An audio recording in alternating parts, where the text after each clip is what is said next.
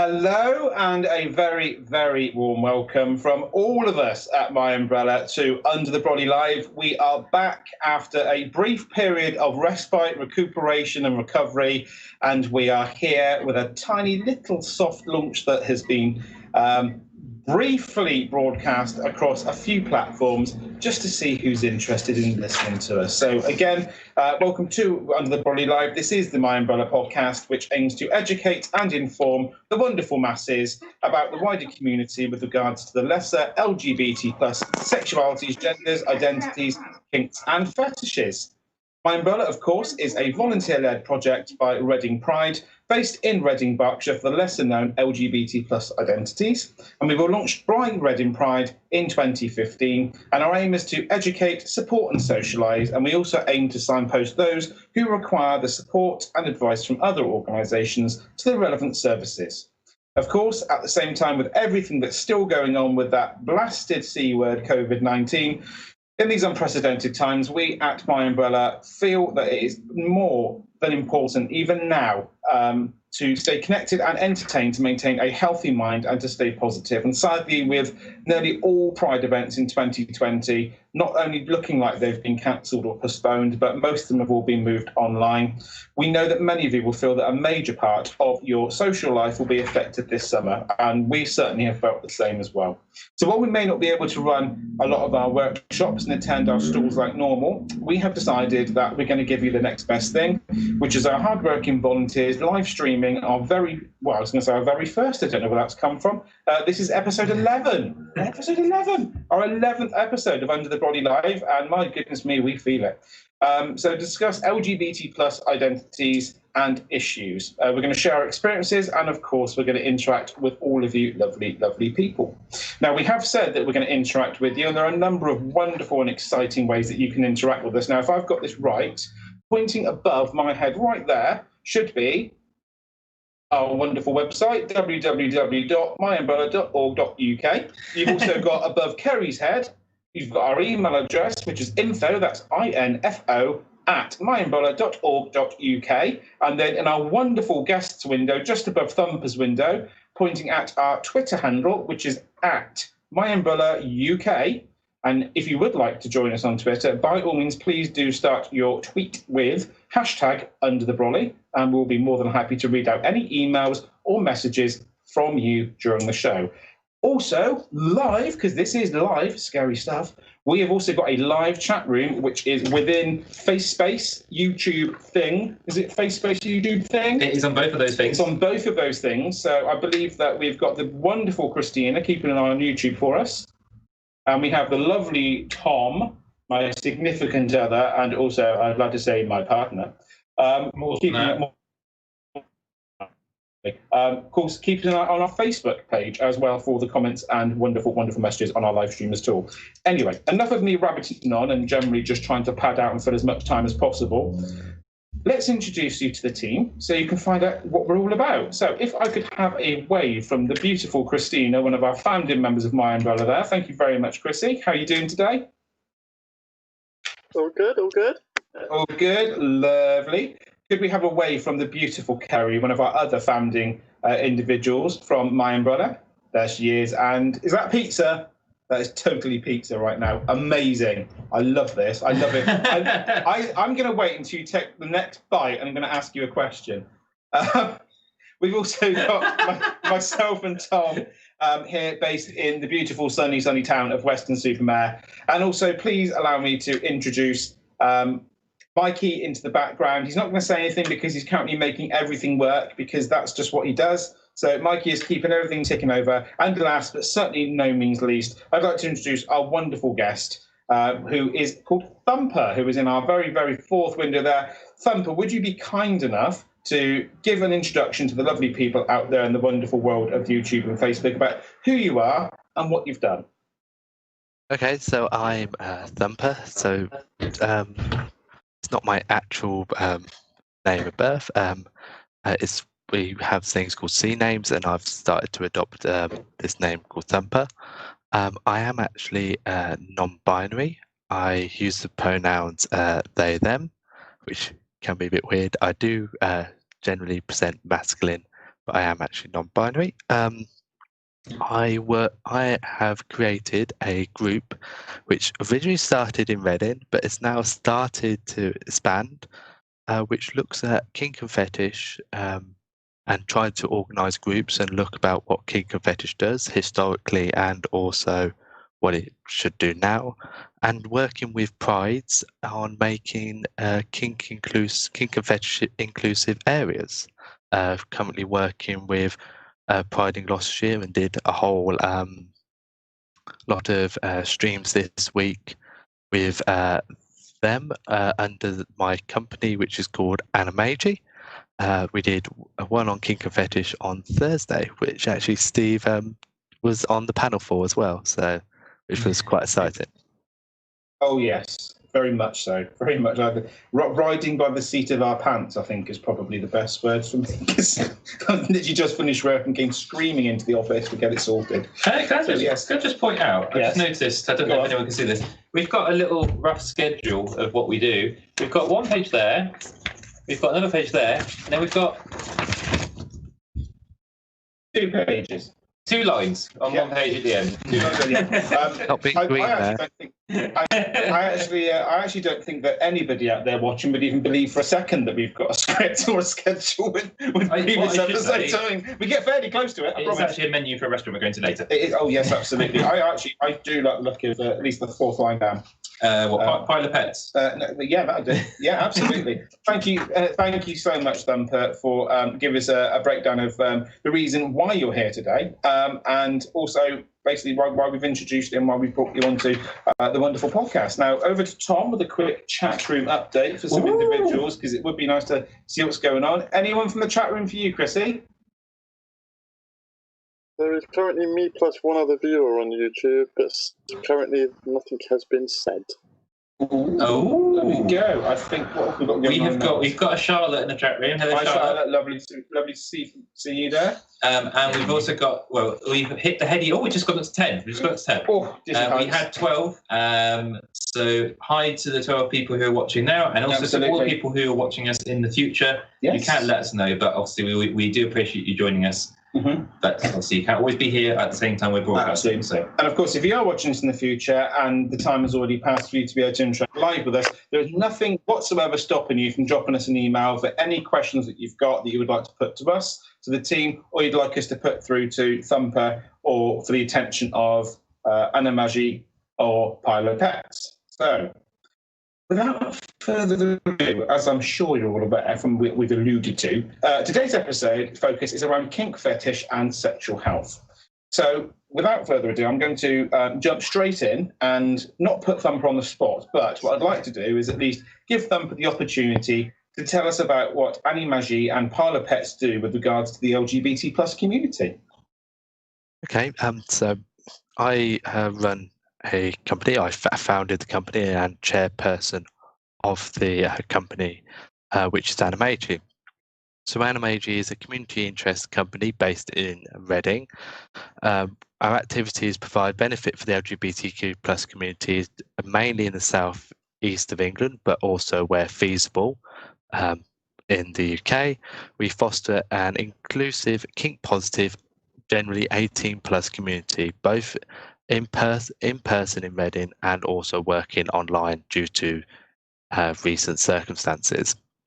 Our primary activities are hosting in person and online educational networking events for the LGBTQ plus community, and provide spaces to promote the work others do in the community.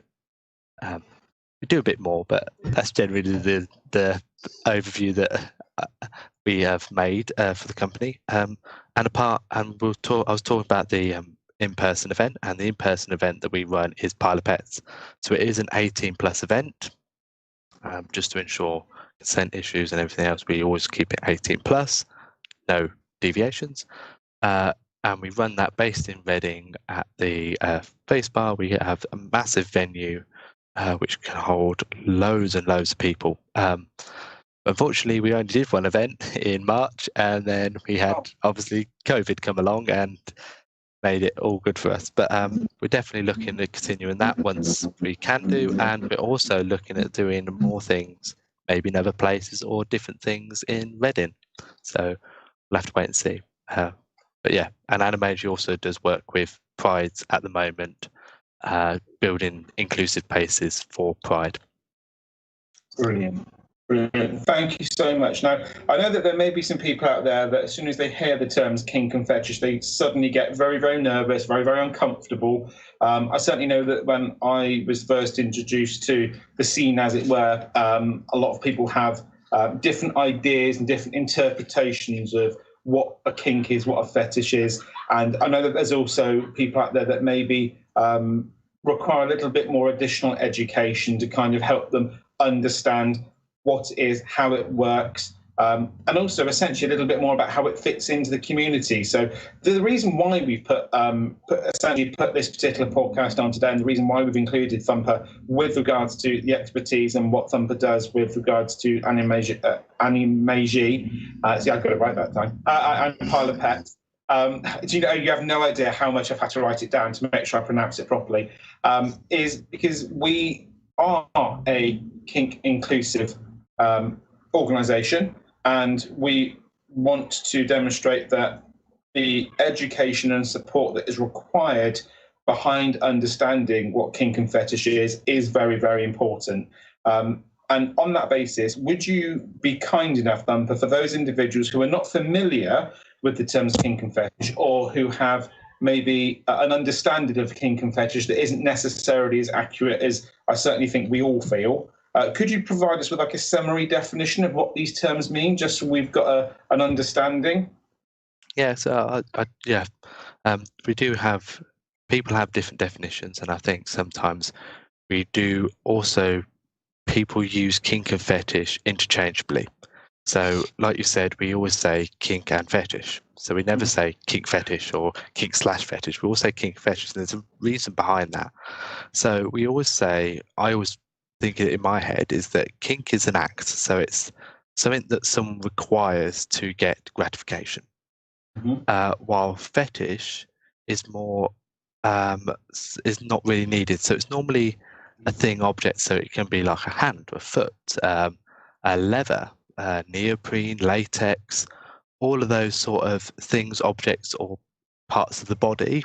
That paraphilias would come more under the fetish bracket. So we had this example on Thursday that I really was quite good. So let's say someone has a fetish for feet. They have a fetish for feet, but the act of sniffing feet or whatever like that is obviously your kink. Your kink is sniffing feet.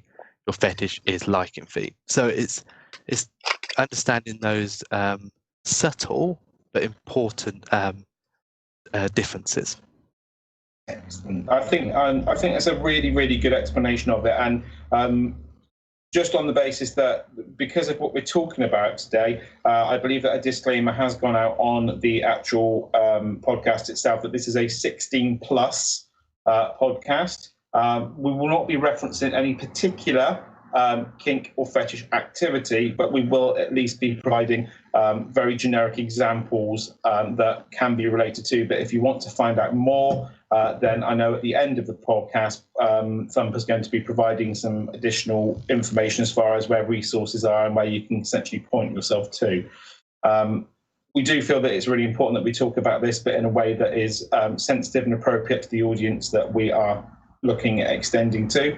And at the same time, it's important to understand that this is very much inclusive of the LGBTQ plus community. So thank you for going into that detail, Thumper. And I know that we are, and I would be lying if I didn't say this, that we've wanted to deliver this for a while, and we are comfortable delivering this, but at the same time, we also want people to understand that it's important that there is an education element of this so that people are aware that this exists within the community.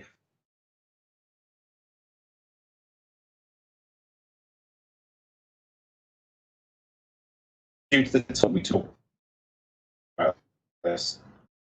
Moving on, it's important that there is a historical link between kink and fetish and sexual health. Is that right? Yeah, so there's a lot of history with kink and fetish. Quickly, I was talking to someone actually my partner this weekend, just as I just came back from working at Pride in Gloucestershire all week. Very tired. But we'll talk. He was saying that one of his friends watched was trying to talk to his friend about what kink fetish is, and his friend thought there was only been about 10 years or 20 years that people have been interested in kink and fetish, but actually that's totally wrong. The leather scene goes back to about the 1950s. There's been recorded history with kink and fetish during the Victorian times, when first like cotton and some of exotic fabrics came in, people were fetishizing them. But yeah, there's also been a link to sexual health and kink and fetish, mainly during the 80s. The leather scene, like I said, originated around about the 50s from uniforms from World War II and also the biker scene. In the 80s, we obviously had the big HIV and AIDS crisis, which devastated the LGBTQ plus community. The kink and fetish community was one of the communities, and also I will mention the drag community because they did a lot as well, but the leather community, leather men, leather dykes, leather queers, did a lot for the HIV crisis. They did a lot of fundraising, especially in America, where obviously it's private healthcare, so they had to pay for their healthcare. They did a lot of fundraising to try and get those people to the right medical people. They did a lot of promotion and a lot of education. Well, education, but awareness probably is probably a better word. Awareness of HIV and AIDS in the community, as they were probably one of the first to be hit out of the whole LGBTQ plus community. And that's probably the main basis of the history with kink fetish and sexual health. It's still in the Mr. Leather UK overview. So what they have to do as Mr. Leather UK to prevent male violence, so sexual violence, and also to promote good sexual health. And it's still apparent today within the Mr. Leather title.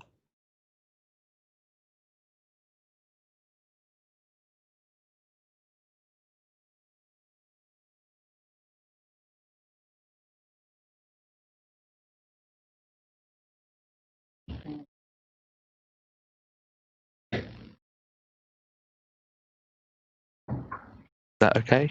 Is that a good enough answer? I just can't hear anything else. I don't know if we've lost connection. I'm just going to see if we're going to be able to come back. Well, I can hear you now. Yep, we can hear everyone now. Don't know what happened there. Did we lose my nice explanation? I heard most of it. I think we lost the last sentence. Oh, that's fine.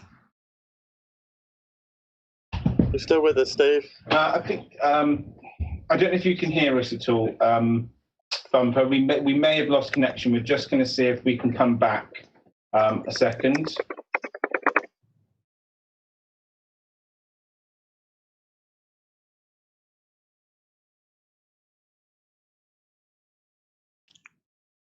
I believe we've lost Steve.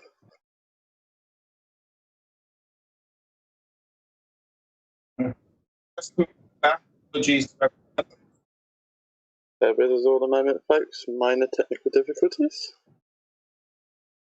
Okay, we should be coming back now. Can you see us? Can you hear us? We can see you and we can hear you. Lovely, brilliant. Apologies about that, everybody. We are relying as much as possible on the wonderful internet, and occasionally we do drop out. Thank you very much, Thumper. You provided a fantastic answer. We did hear it all, so thank you so much. And certainly, I think it will surprise a lot of individuals with regards to the actual history, as far as the historical link between kink and fetish and how that interlinks with sexual health. And I think it is important for people to understand within the LGBTQ plus community where the link sits.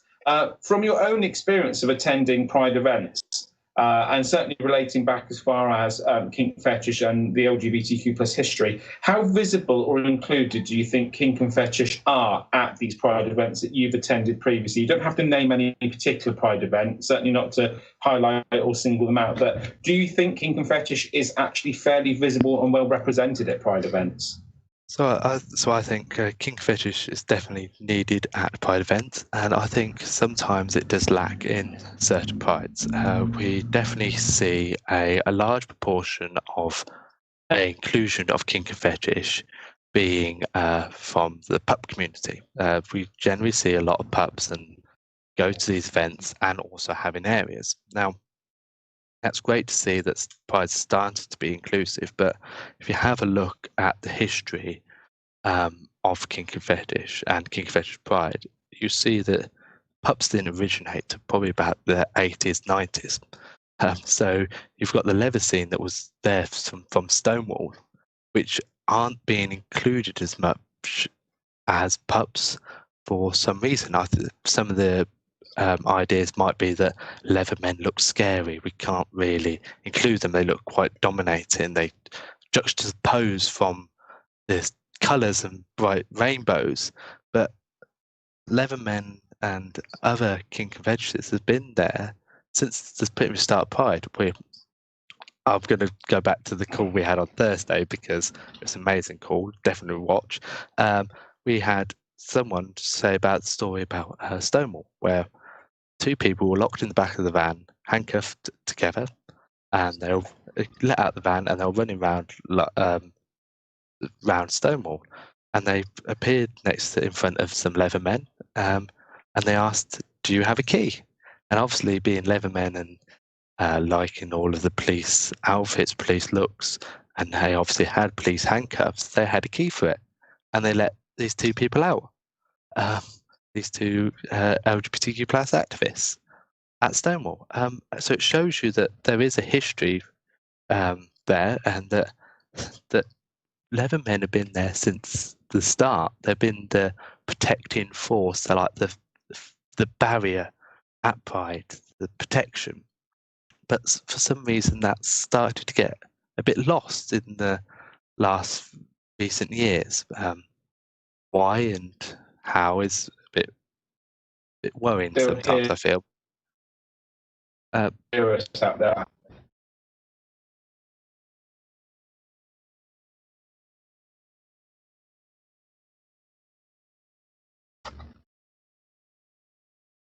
I do apologise, everyone. We're having some real difficulties at the moment connecting. Please do bear with us a second.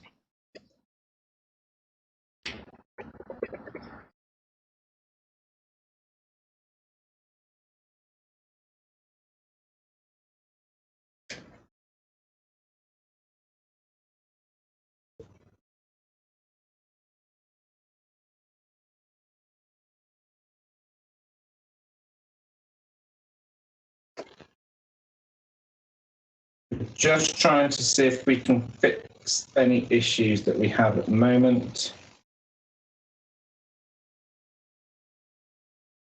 Chris, are you okay at your end? Yep. Okay. Thumper, can you hear us? Yeah, I can hear you guys. Brilliant. We can hear you. Okay. Excellent. Me too. You have to. I have to apologise. Thanks, Kerry. I'm not quite sure how far you actually got as far as explaining about your experience of attending Pride events and visibility and inclusion with kink and fetish. So apologies if we may have missed something again. Would you mind just going back over again what you were saying? Yeah, I'll just do a brief overview of what I was saying. I was just saying that we see a lot of inclusion of the pup community, which is amazing. But I think we lack the inclusion of other areas of kink and fetish, and probably areas which have more history with Pride, such as Leathermen, and also some of the rubber scene as well. Because pups didn't originate quite later in the kink and fetish scene, about the early 90s, late 80s.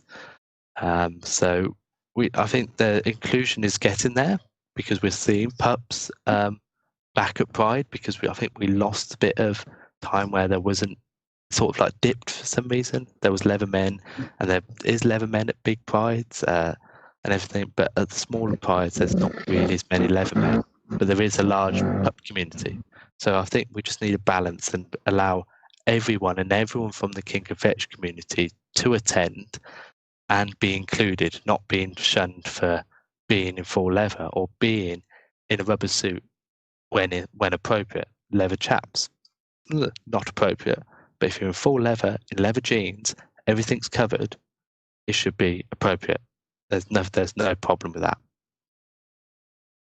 I think that leads quite nicely actually onto, and the reason why I think there are a few people that are a little bit not necessarily nervous as such, but I think it's probably down to the understanding and maybe the education of it. And I think you've alluded to it quite nicely with regards to talking about appropriateness at Pride. But do you think that there is an issue including kink and fetish within Pride events? And if so, where do you think the issues tend to lie? So I think it lies on both sides of the coin. I think prides are sometimes too scared or too worried that about talking about kink and fetish and talking about it in dress codes and reaching out to the kink and fetish community saying, "Oh, what do you want to wear? What's this wear? What's appropriate?" Because if I'm going to a pride event and all it says is and there's no dress code, or it's just like swimwear coverage, what does that mean for me as a kinkster? And it also changes. Like you can see someone in leather shorts and get told no, but then someone's in some speedos on roller skates going down the high street and they're fine. And I'm like, there's no reproducibility of the dress code. But I feel like that it also lies on the other side of the coin of the kink and fetish community, realising that there is families there. There are going to be children there that because we want people who are of a younger age to be educated, so then we get a better inclusive community as we progress. Everyone's included in Pride. Everyone should be able to go to Pride. So I think people with kink and fetish need to realise a little bit about what sort of environment they're going into, public decency. But I've rarely seen any kinkster or anyone who's into fetish wear something that's not that goes against public decency. I think people are just a little bit too apprehensive, and just we need these conversations like we're having today, going, well, the reason I wear leather, or which I do, the reason I wear leather is a confidence thing. When I wear leather, I feel so much more confident about going into the world and going to these pride events, which are huge and can cause anxiety. So you want people to be as confident as possible to go to these prides. We've got pups. There's a lot of pups who are neurodiverse and have struggled with going to large crowds and places with large amount of noise. And pupping out and having the pup hood on helps them so much and helps them actually attend Pride. So if you're saying, oh, we don't want pups there, you're pretty much saying to a proportion of people, we don't want you there, because they wouldn't be able to attend Pride if they weren't a pup. We've got to try and allow people to understand why people wear what they want to wear, why they're part of this community. It's a confidence thing, it's a security thing, it's something that they enjoy doing. And really, we all enjoy doing stuff in our own time. We all enjoy doing stuff on the street. We all enjoy wearing different stuff. I'm wearing a shirt. Some people like to wear dresses. We've got to understand our large, diverse community.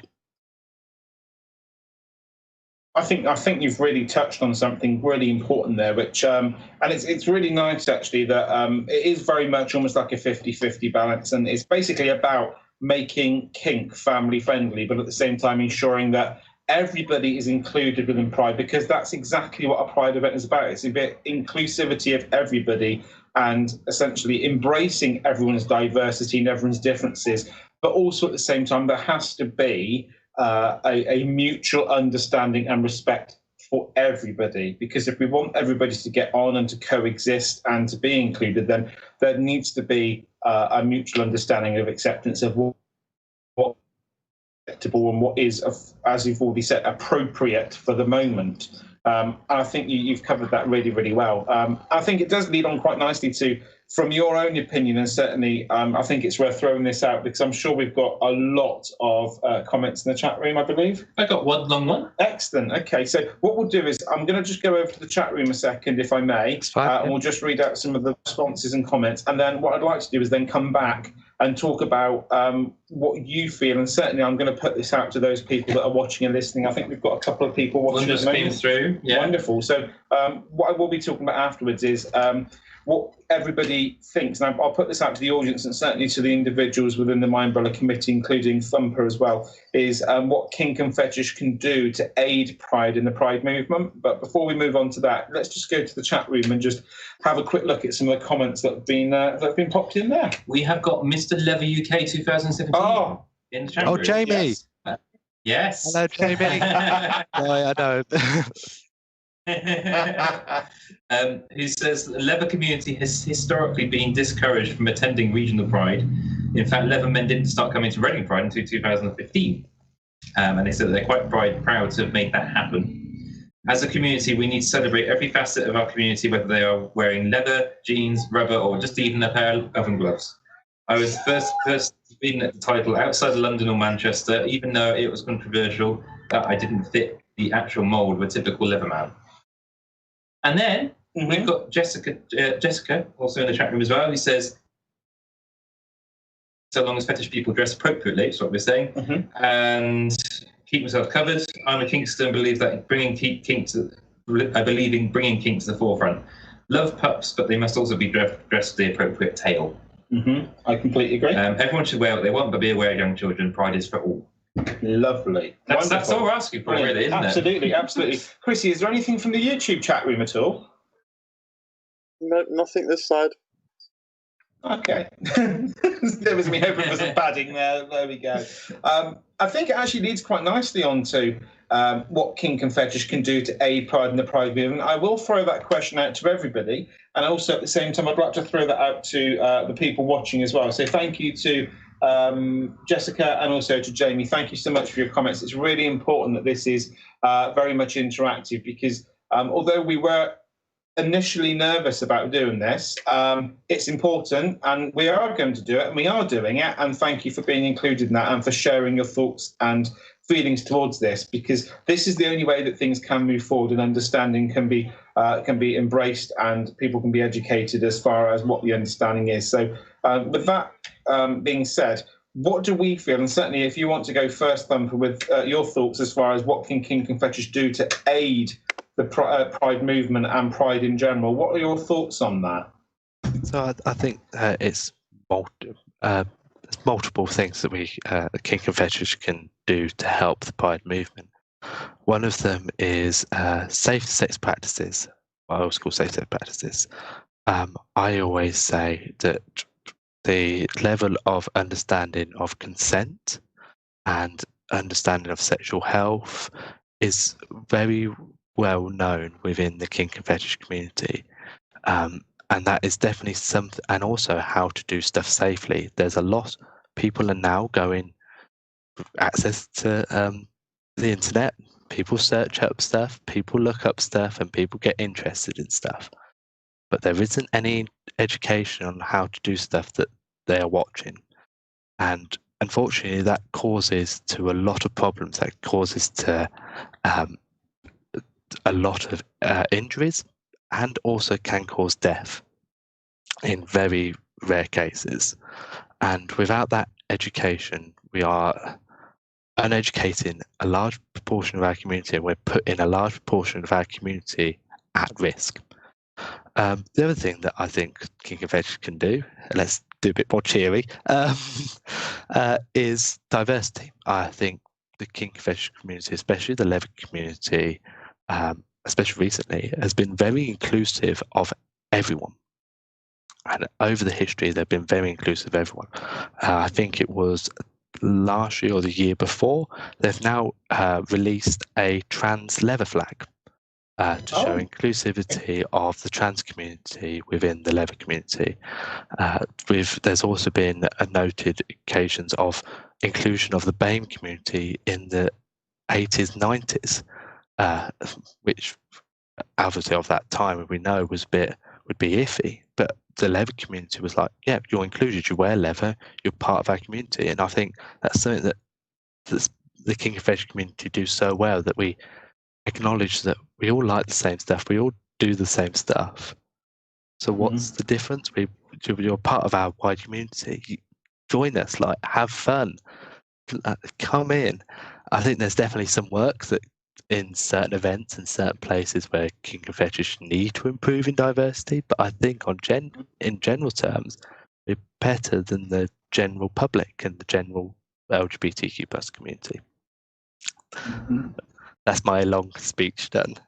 I think you've touched on something really interesting there, because, and I know that we did prepare some questions, and I think I didn't want to kind of throw anything too kind of challenging in there as far as some of the things that we've spoke about previously. But I know something that we spoke about, essentially myself to yourself, when we did the panel discussion on Thursday, which I'm going to quite happily allude to. And for those of you that are watching at the moment, I think you can replay it back, can't you? Yep. It is possible to find that particular panel discussion, and we'll go through that, and you can link to that at the end of today's podcast as well, because I think it's really important and really interesting for anyone that is interested in what we're speaking about now, that to certainly have a listen to that, because it certainly covers off some very interesting points. But you've mentioned about inclusivity within the kink and fetish community, and certainly as far as the trans community being embraced within the leather community as well.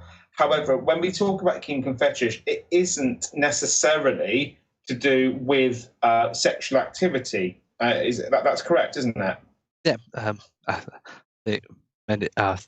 Obviously, we've had discussions on this, and that it also alludes a bit to history as well, that it isn't all about sexual intercourse.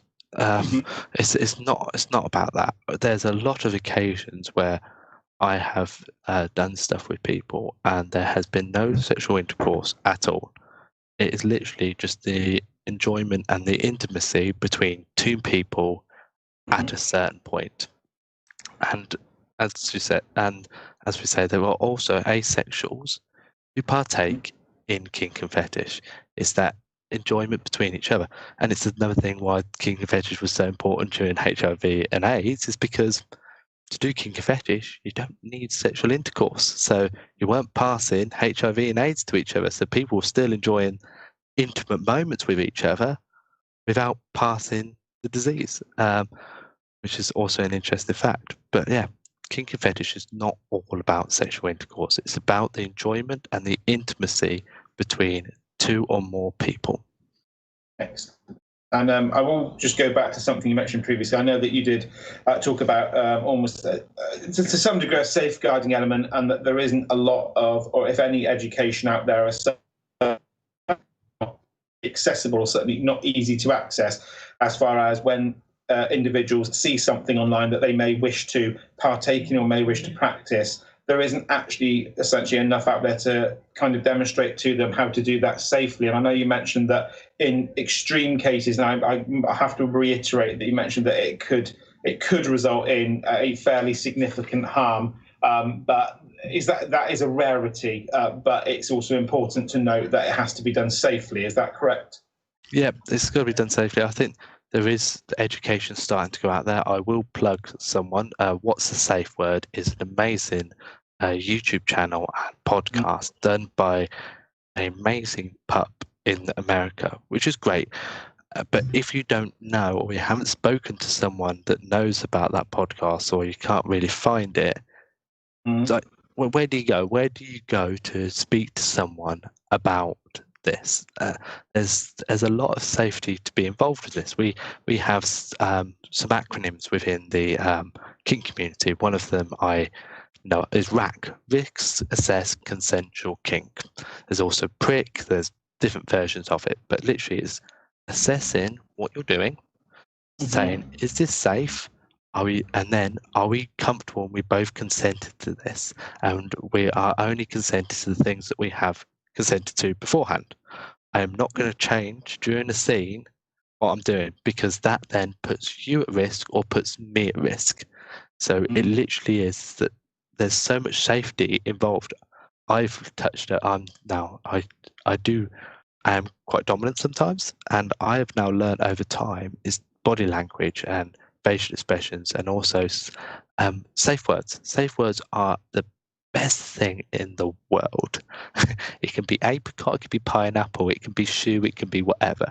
But as long as you both know the safe word and both know when the safe word is said, that you stop and you look after that person and you go and check upon that person, because that is so important. Safe words are important at every occasion, even just normal sexual intercourse.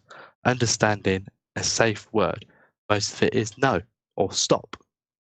But on occasions, sometimes it's better to have a word that's you're not going to say. I'm not going to say pineapple halfway through a session, unless I'm using a pineapple. But, but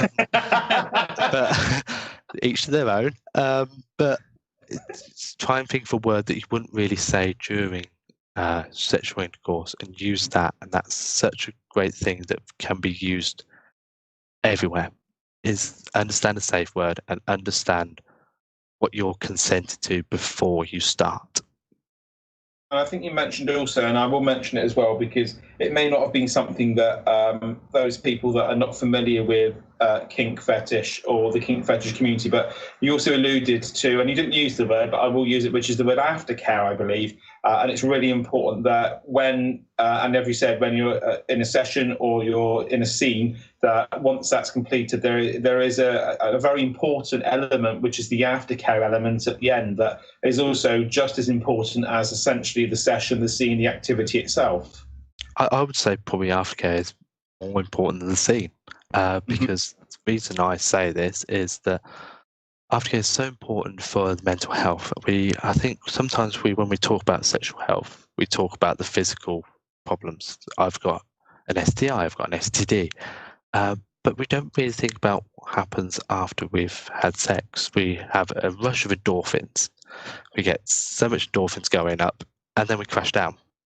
And a lot of the time that we have a sexual intercourse, or we have a scene, or have a session, whatever it is, you get this rush of endorphins, and then people normally just chuck you out the door, or they will just leave you, or I'll go do something else and I'll just leave you, which isn't always great for mental health, because you're coming off these endorphins, which obviously your brain's going a bit weird, and you need that sort of support and that sort of aftercare. Aftercare can be a hug. It can be getting in the shower with your partner and soaping them up and washing them off. I prefer that one. I will take my partner into the shower and I'll look after my partner in the shower, give them a clean and clean them over.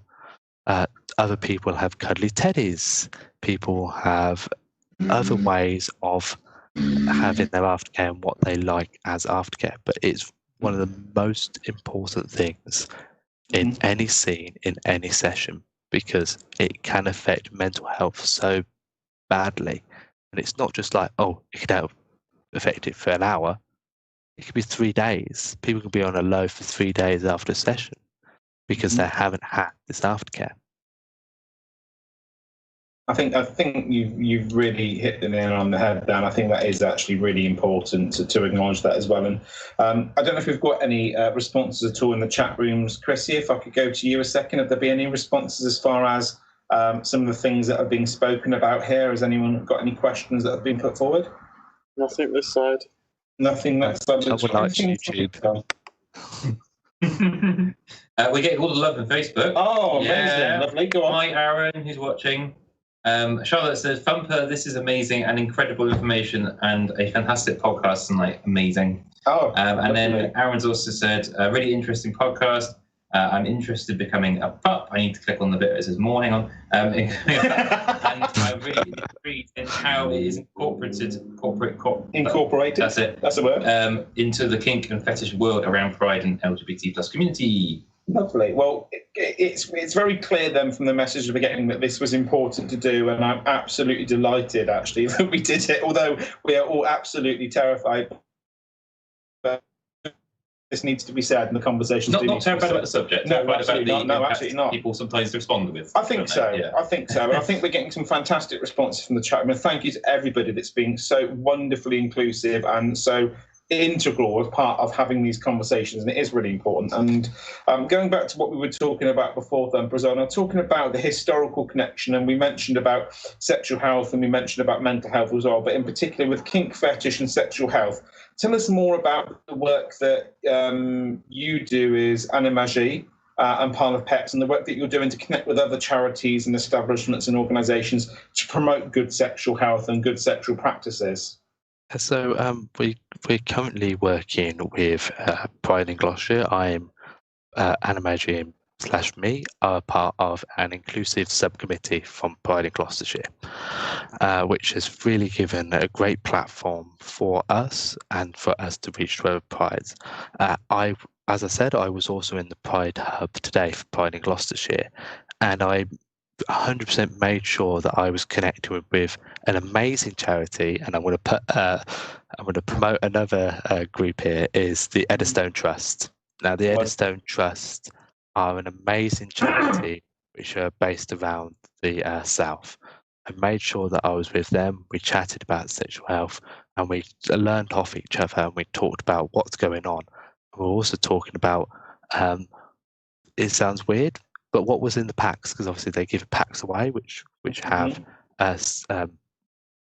precautions, safety measures, condoms, lube, and we was talking about how actually we can connect to each other. I can talk to events which use lube and condoms and actually say and see which ones they use and see which ones people prefer, so then they're more likely to pick up packs, which I haven't really thought about, but actually would be so beneficial. If more people pick up the packs because it's got stuff that they like in it, then it reduces the risk of STIs passing along. The other thing is that I am hoping to work with more groups. One amazing group that is sort of related to the Kink Fetish community is the Sisters of Perpetual Indulgence. There are two groups in the UK. They're pretty much all over the world, but there's two groups in the UK. One's in Bristol and there's one in Manchester, and they're so great for doing pretty much safe practices, condoms. They're giving out condoms at prides. They're an amazing group of people, and I really want to get those to start to come to Pride as well. I will admit this, they do look a bit strange because they look white, they're nuns, and you're a bit like, oh, what's going on here? But literally the work they do is amazing, and is definitely a group that definitely should be going to Prides more often. And that's what we do as Animagi. We look at events, we look at people and groups which we can collaborate with and try and bring them to Pride. We want to bring Mr. Leather to Pride, we want to bring Mr. Puppy to Pride. Well, it's Puppy UK now. They did a title change. And we want to bring the sisters along because they're so instrumental and they'll be so beneficial to prides all around the UK. Yeah, I think we have had involvement with them before, and they are absolutely fantastic people. They're really great. That they are serious about what they do, but at the same time they bring a really nice, very calm and very humorous understanding to something that's really important. And I cannot possibly push them as much as you are as well, Thumper. And it is important. I don't know if you're in the Facebook chat room, but if you want to pop any website links at all that people can kind of click on and kind of move themselves towards, that would be absolutely lovely. I think we've got them there. Oh, I think we've got a question from Chrissy. Yes, Chrissy. More of some information from this side. Obviously, anyone watching that's local to us, you've got safersexberkshire.nhs.uk, which is our local clinic and the Flore. Wonderful. Excellent. Thank you. What we'll do is anything that certainly Thumper's alluded to, and Chris, we'll try and get that into the Facebook chat room as well, so that people can kind of click on those links if they'd like to. Certainly, I think the Sisters of Perpetual Indulgence, I think they are on Facebook, aren't they? I believe they're on Facebook. I'm not sure if they're on Twitter, but yeah, I believe they are on Facebook, and also I believe they have got a website somewhere, which I did find about a few months ago, but I'm trying to dig up where I found that. But search up the Sisters of Perpetual Indulgence, Bristol or Manchester, wherever you are in the UK, and have a look, and you'll be able to find them. You can't miss them. No, absolutely. They come across as like a convent of nuns, don't they? They're all in these lovely white habits, and they look beautiful, absolutely stunning, absolutely fantastic makeup, beautiful glitter and everything. I don't know if we've got any other questions. Oh, there we are. Western Supermare Pride, we bumped into them when we've been on the road. Yes, we did. We very much did. Yes, actually, one of the town that we're currently filming at the moment, but we live a little bit further away. I don't know if there's any other questions at all in the chat room at all, Chrissy, before we look to wrap up at all. No. From you, any comments at all? Just comment for Jessica saying that the sisters have been attending Pride for years and they're fab. Oh, lovely. Yeah, that's it. Excellent. Well, I think this has been absolutely fantastic. And Thumper, please, please, please allow myself and the MyUmbrella team to extend our huge appreciation for you actually coming onto our pokey little podcast and telling everybody about something that, I'll be honest, I don't think a lot of people have actually how can I put this in a way? Embraced is good. I think really looked into, researched, exposed themselves to, probably not the right word, but you kind of know what I'm getting at, because it is important to talk about this stuff. And as MyUmbrella LGBT+, we are a kink inclusive charity, and we're really proud that we are, because we want to talk about these things. We want to educate people. We want to point people in the direction that maybe they wouldn't have ever thought about previously. So from us at MyUmbrella Thumper, thank you so much to yourself, to Animagi, and to Parlour Pets as well. And feel free to chuck into the Facebook chat room any links to your website, Facebook, Twitter, any platforms you're on. I'm sure that there are people out there that would absolutely love to connect with yourself, and also the wonderful work that you're doing out there to actually do something that I don't think we've spent enough time looking into, or in fact actually educating people on at all. So thank you so much. We really appreciate that. So I'm still trying to work out how to post from my Facebook page. We just made a Facebook page this week, and I'm still trying to work out how to use it. So, but if you don't mind me plugging it for a moment, because I can say it better than I can go find for it. it. Absolutely, please do.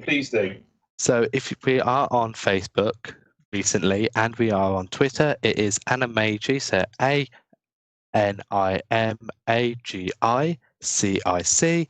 You can even find us on our website. Just type in Animagi CIC into Google. We're one of the first pages to pop up. So click on us. We've got contact details there. If you want to contact me directly, it's Thumper underneath at animagi.co.uk.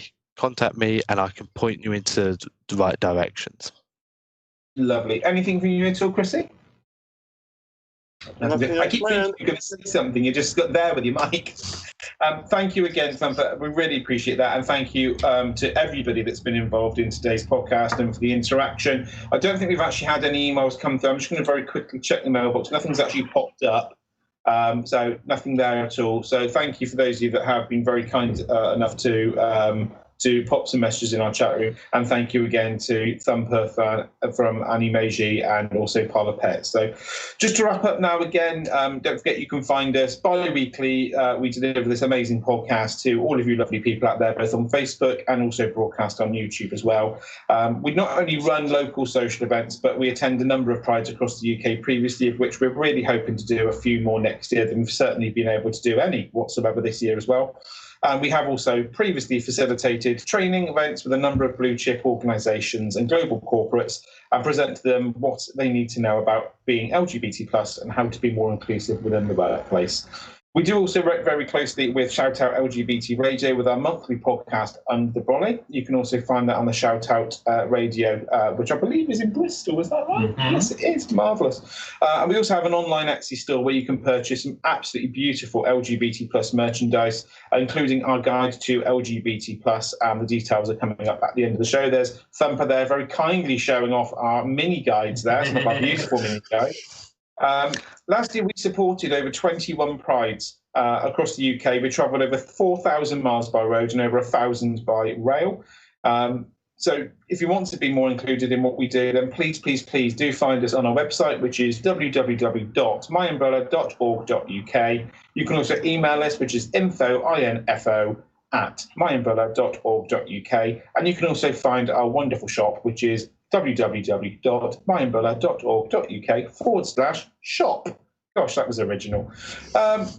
Do also get in touch with us if you do want to about any other possible identity, sexuality, kink, fetish, or any other orientation that you may want to know more of. We're quite happy to do the research for you, or anything that you'd like us to cover in one of our future shows. Do also make sure that you click on the links that Thumper has very kindly put into our chat room, and also do please continue to love one another out there and to be inclusive of everybody within the LGBT plus community. Remember, it's a bigger community than you think out there, and there's still a lot more to it that is still very much not included within a lot of Pride events and certainly within a lot of communities. And it's really important that we do talk about these things and that people understand them more. Well, come in there, Kevin. Anything from the rest of the team?